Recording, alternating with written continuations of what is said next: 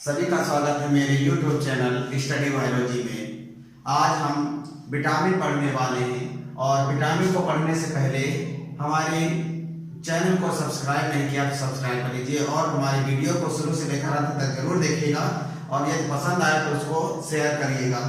ठीक है, तो आज चलते हैं, हम विटामिन पढ़ते हैं।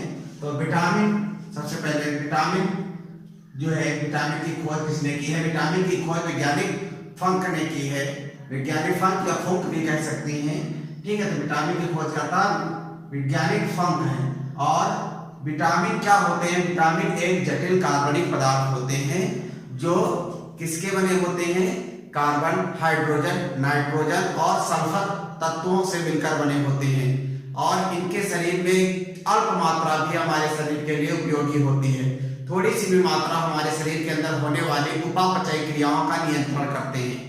शरीर में जो नए पदार्थ बनते हैं या कुछ पदार्थ टूटते हैं, उन दोनों क्रियाओं को उपापचयी क्रियाएं कहते हैं। तो उपापचयी क्रियाओं के लिए विटामिन एक आवश्यक तत्व होते हैं। तो विटामिन क्या है?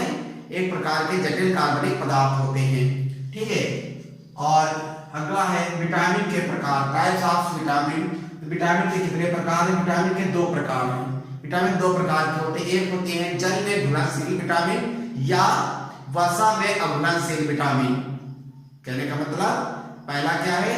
जल में घुलनशील, जल में घुल जाते हैं लेकिन जो है वसा में, चिकनाई में नहीं घुलती है। ठीक है, और दूसरी विटामिन कौन सी होती है? जल में अघुलनशील और वसा में घुलनशील। जल में घुलने वाली विटामिन या वसा में ना घुलने वाली विटामिन। ठीक है, तो दो प्रकार की विटामिन हो गई। एक जो है जल में घुलनशील या वसा में अघुलनशील विटामिन, दूसरी जल में अघुलनशील विटामिन तथा वसा में घुलनशील विटामिन। तो पहले विटामिन को हम पढ़ते हैं। पहली विटामिन हमारी है जल में घुलनशील या वसा में अघुलनशील विटामिन। ठीक है, ये कौन सी विटामिन होती है? विटामिन ए, डी, ई, के और फॉलिक एसिड। ये हमारी क्या है? जल में घुलनशील विटामिन है।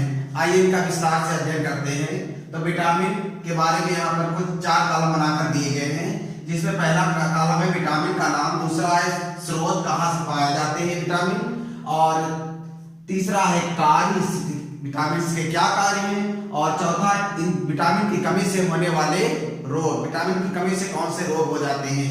ठीक है, तो विटामिन क्या? विटामिन डायरेक्ट हमें कहीं से नहीं मिलते। विटामिन के लिए विटामिन कहाँ मिलते हैं? विटामिन भोजन से ही हमको प्राप्त होते हैं, अर्थात भोजन में ही विटामिन छिपे होते हैं। तो भोजन के द्वारा हम विटामिन को प्राप्त करते हैं।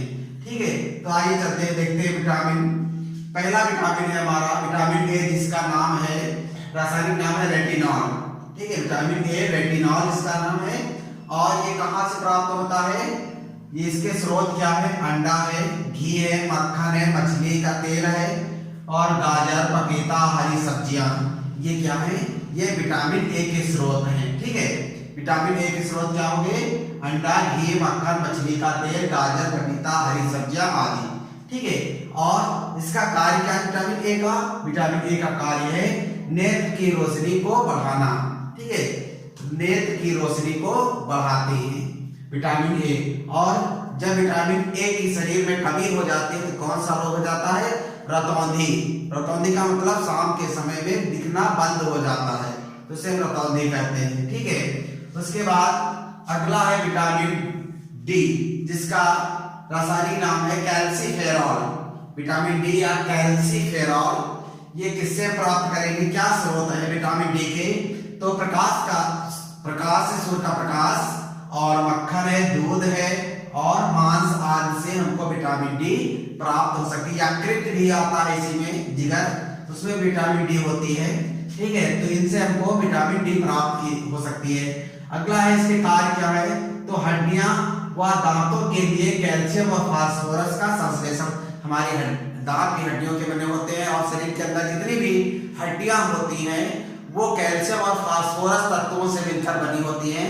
तो कैल्शियम और फास्फोरस का संश्लेषण किस विटामिन डी की उपस्थिति में होता है? विटामिन डी की उपस्थिति में।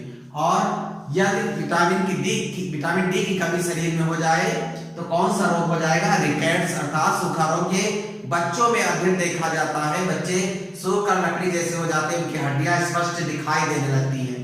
चलिए अगले विटामिन की ओर जाते हैं। तो अगला विटामिन है हमारा विटामिन ई, जिसका नाम है टोकोफेरोल। ठीक है, विटामिन ई टोकोफेरोल, ये हमको कहां से प्राप्त होंगे? अंडे से, गेहूं से, हरी पत्तियों से, मांस, सोयाबीन, अंकुरित अनाज आदि से हमें विटामिन ई प्राप्त होगी। और इसका क्या कार्य, विटामिन ई का शरीर में क्या उपयोग है? तो विटामिन ई जननिक एपिथेलियम व पेशियों की वृद्धि में मदद करता है। ठीक है, विटामिन ई का कार्य क्या है? जननिक एपिथेलियम, कहने का मतलब जननिक एपिथेलियम क्या होता है? जानते हैं, नर और मादा जो होते हैं, नर या मादा के जो जननांग होते हैं, जैसे नर का जननांग क्या होता है? विरसड़। तो विरसड़ की जो आंतरिक पहली परत होती है, ठीक है, विरसड़ के अंदर त्वचा के नीचे जननिक एपिथेलियम का आवरण होता है। ठीक है, जननिक एपिथेलियम आवरण से जो जननांग होते हैं वो चारों ओर से घिरे होते हैं, और जननिक एपिथेलियम की कोशिकाओं से ही शुक्राणु बनते हैं। नर में जननांग जो विरसड़ होता है, विरसड़ की जननिक एपिथेलियम की जो कोशिकाएं होती हैं उनसे शुक्राणु बनते हैं, अर्थात नर युग्मक बनते हैं। तो जननिक एपिथेलियम का निर्माण करते हैं। और पेशियों की वृद्धि, पेशियां जो बनती है शरीर की, पेशियों की वृद्धि किस विटामिन के कारण होती है? विटामिन जो है ई के कारण। और इसकी कमी से कौन सा रोग हो जाता है? जनन में क्षमता। जब जननिक एपिथेलियम की कोशिकाओं को की वृद्धि करता है तो साधारण सी बात है, इसकी से जब कमी होगी तो क्या हो जाएगा? जनन में क्षमता, अर्थात उनके संतानें नहीं होते हैं, जो जनक होते हैं, पेरेंट्स होते हैं, उनकी संतानें नहीं होती हैं, और पेशियां कमजोर हो जाती हैं, क्योंकि ये पेशियों की वृद्धि करती हैं। जब विटामिन ई नहीं होगी शरीर में तो पेशियां कमजोर हो जाएंगी। ठीक है, उसके बाद अगला है विटामिन के, नेक्स्टोक्यूनोन। विटामिन के कहां से प्राप्त करेंगे? सोयाबीन, अंडे, टमाटर, हरी सब्जियां आदि से हम प्राप्त करेंगे। ठीक है, विटामिन के नेक्स्टोक्यूनोन कहां से प्राप्त करेंगे? सोयाबीन, अंडे, टमाटर, हरी सब्जियां आदि। ठीक है, और इसका कार्य क्या है? प्रोथ्रोम्बिन का निर्माण। जब कहीं घाव हो जाता है तो शरीर में जो है घाव में रुधिर बहने लगता है। रुधिर का थक्का जमने के लिए प्रोथ्रोम्बिन का प्रयोग होता है। प्रोथ्रोम्बिन कौन बनाता है? यकृत की कोशिकाएं बनाती हैं, लीवर की कोशिकाएं प्रोथ्रोम्बिन बनाती हैं। प्रोथ्रोम्बिन एक प्रकार की प्रोटीन है और इसका काम क्या है? ये बहते हुए रुधिर को जमा देती है। ठीक है, तो प्रोथ्रोम्बिन का निर्माण किसके कारण होता है? विटामिन के कारण। और इसका काम क्या है? रुधिर का थक्का, अगर इसकी ये प्रोथ्रोम्बिन का निर्माण करते हैं और रुधिर का थक्का जमाने में सहायक होता है। और इसकी कमी से कौन सा रोग हो जाएगा? रुधिर का थक्का नहीं जमेगा, रुधिर का बहना बंद नहीं होगा।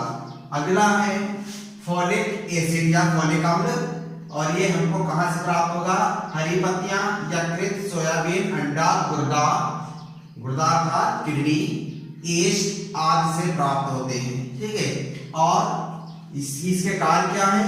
ये क्या कार्य करता है? न्यूक्लिक अम्लों के उपापचय में, अर्थात न्यूक्लिक अम्ल के बनने या न्यूक्लिक अम्ल के टूटने में ये मदद करता है। और शारीरिक वृद्धि, शरीर की वृद्धि भी विटामिन फोलिक एसिड के द्वारा होती है। और रुधिराणुओं का निर्माण, शरीर में जो लाल कणिकाएं, श्वेत कणिकाएं बनती हैं, इन कणिकाओं के बनने में भी फोलिक एसिड अपनी भूमिका निभाता है। और इसकी कमी से, विटामिन फोलिक एसिड की कमी से कौन सा रोग हो जाता है? एनीमिया रोग हो जाता है। ठीक है, एनीमिया का मतलब रुधिर में कमी, रुधिर की कमी हो जाती है। ठीक है, तो ये थे हमारे जल में घुलनशील या वसा में अघुलनशील विटामिन। अगले जो है वीडियो में हम क्या पढ़ेंगे? जल में अघुलनशील तथा वसा में घुलनशील विटामिन। कुछ विटामिनों के यहाँ पर खोजकर्ता दिए गए हैं, उसको भी नोट कर लेते हैं। तो विटामिन, वैसे विटामिन के खोजकर्ता कौन है? फंक है। और विटामिन ए के मैकुलन, विटामिन बी के भी मैकुलन है, और विटामिन सी के हॉलकट है, और विटामिन डी के हॉपकिंस। तो इनको नोट कर लीजिएगा, ठीक है।